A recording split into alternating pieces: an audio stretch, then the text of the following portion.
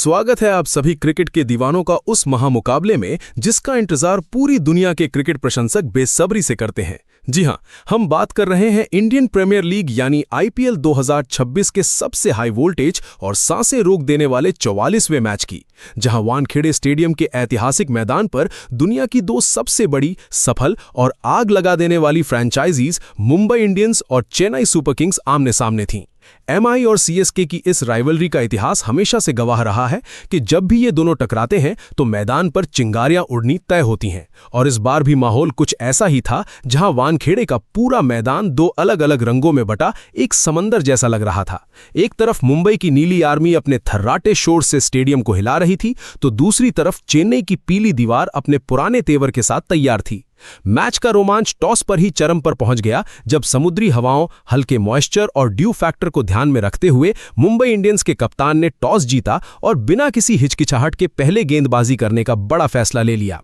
उनका इरादा शुरुआती ओवर्स में नई गेंद से स्विंग हासिल करके चेन्नई के टॉप ऑर्डर को ढेर करना था, ताकि चेज में आसानी हो। लेकिन जब चेन्नई के सलामी बल्लेबाज उतरे तो वानखेड़े के इस शांत माहौल को उन्होंने पहली गेंद से ही तूफानी शोर में बदल दिया।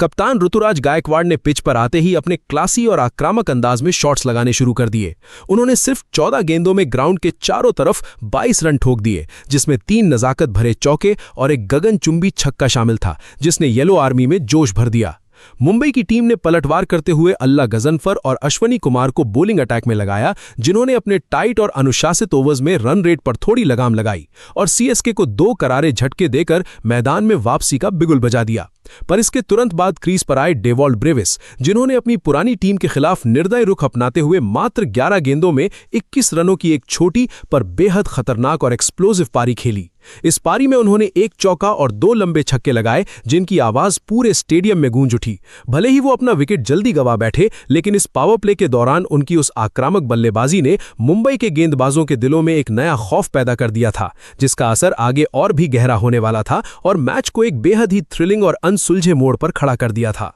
लेकिन दोस्तों, इस मुकाबले का असली रोमांच, वानखेड़े का सबसे बड़ा शो और दिलों की धड़कन रोक देने वाला पल तब शुरू हुआ जब क्रीज पर उतरे चेन्नई सुपर किंग्स के सबसे आक्रामक और भरोसेमंद खिलाड़ी संजू सैमसन। उनके आते ही ऐसा लगा जैसे स्टेडियम की हवा का रुख और मिजाज दोनों पूरी तरह से बदल गया हो। संजू सैमसन ने पिच की पेस और गेंद की गति को बखूबी पढ़ा, और एक बार जब उनकी निगाहें और फुटवर्क इस पत्ते जैसी विकेट पर सेट हो गईं, तो उन्होंने मुंबई इंडियंस के हर एक बॉलर, चाहे वो फ्रंटलाइन पेसर हो या मिस्ट्री स्पिनर, सबको अपना शिकार बनाते हुए मैदान के हर कोने में सिर्फ बाउंड्रीज की बारिश शुरू कर दी। वानखेड़े की गर्मी और पसीने से लथपथ होने के बावजूद संजू का फोकस एक ध्यानी साधु की तरह था। सैमसन का हर क्लासिकल शॉट वानखेड़े की छोटी बाउंड्रीज को चीरते हुए सीधा दर्शक दीर्घा में गिर रहा था, चाहे वो खड़े खड़े लगाया गया कवर ड्राइव हो, डीप मिड विकेट के ऊपर से खेला गया ब्रूट फोर्स पुल शॉट हो, या स्पिनर्स के खिलाफ आगे बढ़कर लगाया स्ट्रेट लॉफ्टेड शॉट हो। उनकी बल्लेबाजी में एक ऐसी आग थी जिसे देखकर वहां मौजूद हर एक क्रिकेट प्रेमी दांतों तले उंगलियां दबाने पर मजबूर हो गया था।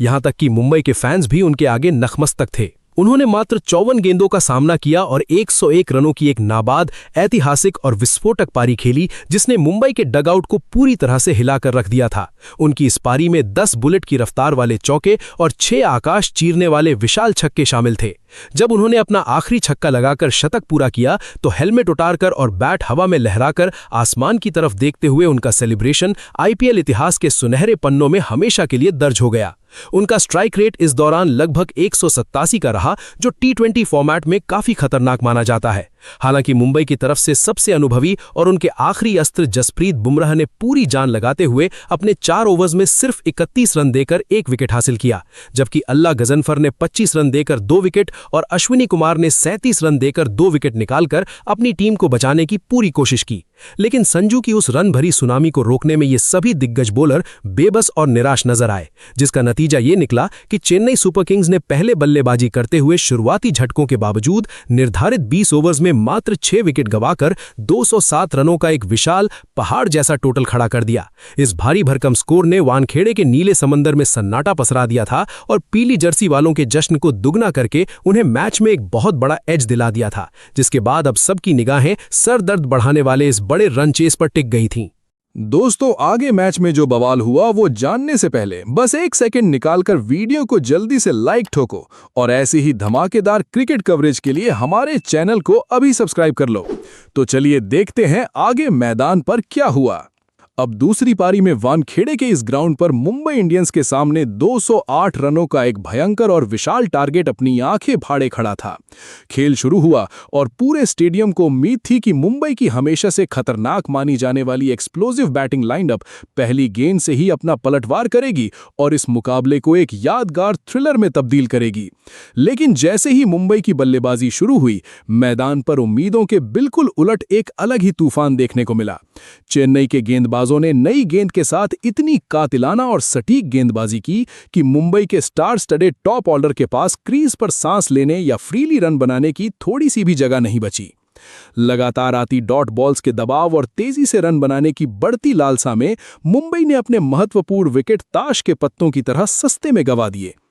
एक समय जब मैदान पर शांति छा गई थी और हार का डर मंडराने लगा था, तभी क्रीज पर वानखेड़े की आखिरी उम्मीद बनकर उतरे दो सबसे इनफॉर्म बल्लेबाज सूर्यकुमार यादव और तिलक वर्मा। इन दोनों ने आते ही इस लड़खड़ाती पारी को वापस ट्रैक पर लाने के लिए एक जोरदार काउंटर अटैकिंग पार्टनरशिप शुरू की। तिलक वर्मा ने अपना जादू दिखाते हुए 29 गेंदों में 37 रनों की एक लड़ाकू पारी खेली, जिसमें उन्होंने 5 शानदार चौके लगाकर उम्मीदों की लौ को जिंदा रखा। वहीं दूसरे एंड पर सूर्यकुमार यादव ने अपनी क्लास दिखाते हुए 36 रन बनाए और अपने सिग्नेचर 360 डिग्री शॉट्स खेलकर निराश स्टेडियम में थोड़ी रौनक वापस लाने की पूरी कोशिश की। एक पल के लिए वहां बैठे हर इंसान को लगने लगा कि शायद मुंबई इस मुश्किल रन चेज दे वापस आ चुकी है और आज अपने ही घर में एक बहुत बड़ा चमत्कार होने वाला है। लेकिन तभी मैच के सबसे बड़े टर्निंग पॉइंट पर चेन्नई के कप्तान ने गेम को पूरी तरह पलटने के लिए एक ऐसा मास्टर स्ट्रोक चला जिसने इस एल क्लासिको का रुख ही बदल कर रख दिया। उन्होंने वानखेड़े की फ्लैट पिच पर अपने सबसे खतरनाक हथियार वेस्ट इंडीज के left arm spinner Akeal Hosein को अटैक पर लगा दिया। अकील ने आते ही अपनी आर्म बॉल्स और फ्लाइटेड डिलीवरीज का ऐसा जाल बिछाया कि उसने उनकी करियर की सबसे घातक गेंदबाजी का रूप ले लिया। उनकी घूमती और स्किडी गेंदों के आगे मुंबई के स्टार सेट बल्लेबाजों का फुटवर्क वहीं क्रीज पर बुरी तरह जम गया। उन्होंने अपने 4 ओवर्स के जादुई स्पेल में 1 ओवर मेडन डालते हुए मात्र 17 रन खर्च किए और मुंबई की बैटिंग लाइनअप की कमर तोड़ते हुए 4 सबसे महत्वपूर्ण विकेट उखाड़ फेंके। उनका ये साथ दूसरे छोर से उतनी ही घातक अंदाज में अफगानिस्तान के मिस्ट्री स्पिनर नूर अहमद ने निभाया, जिन्होंने अपने 4 ओवर्स में 24 रन देकर 2 बड़े विकेट चटकाए और टेल एंडर्स को हवा तक नहीं लगने दी। और देखते ही देखते इन दोनों स्पिन के जादूगरों के भयंकर जाल में फंसकर मुंबई इंडियंस की पूरी ताकतवर बैटिंग लाइनअप, जिसे दुनिया की सबसे बेहतरीन माना जाता था, पूरी तरह से ढेर हो गई और लगातार गिरते विकेट्स की वजह से 19वें ओवर में पूरी टीम मात्र 104 रनों के बेहद मामूली स्कोर पर ऑल आउट हो गई। जी हां दोस्तों, इस अनसुलझे सस्पेंस का ये भयंकर अंत किसी ने भी नहीं सोचा था। एक थ्रिलिंग फिनिश की उम्मीद कर रहे दर्शकों के सामने चेन्नई सुपर किंग्स ने इस हाई वोल्टेज एल क्लासिको मुकाबले में मुंबई इंडियंस को उनके ही गढ़ में 103 रनों के शर्मनाक और विशाल अंतर से बुरी तरह रौंद दिया है।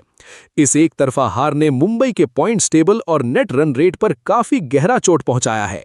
वानखेड़े में आज सिर्फ और सिर्फ पीला रंग और जीत का जश्न लहरा रहा है और इस ऐतिहासिक ब्लॉकबस्टर जीत के सबसे बड़े हीरो बने वानखेड़े के नए बादशाह संजू सैमसन, जिनकी उस आतिशी और नाबाद सेंचुरी ने ही इस विशाल जीत की पक्की बुनियाद रखी थी और बिना किसी संदेह के उन्हें इस शानदार और मैच विनिंग परफॉर्मेंस के लिए प्लेयर ऑफ द मैच का खिताब दिलाया गया।